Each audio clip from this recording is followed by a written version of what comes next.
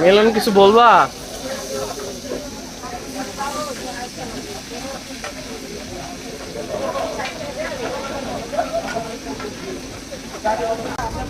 শখের হাইতে খেতে খেতে আবার চলে এসেছি হোটেল সালাদিয়াতে।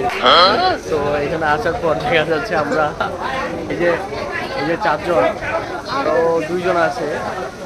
তো মানে এখানে হতে পারে যে পরিবেশটা একটু নর্মাল, মানে আপনার দেখতে পাচ্ছেন, কিন্তু একটু গুছিয়ে নিতে পারলে খাবার ভালো, কিন্তু মানে মানটা ভালো।